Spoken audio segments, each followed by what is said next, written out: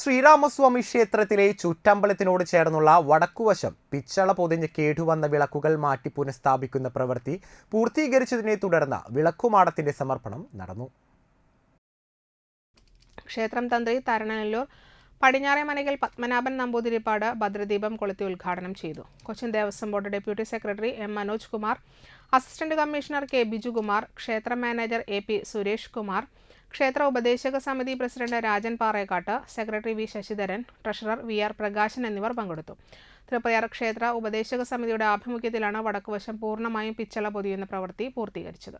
Hare Rama Hare Rama Rama Rama Hare Krishna Krishna Krishna Hare Hare Hare Hare Hare Rama Rama Rama Hare Rama Hare Hare Hare Krishna Hare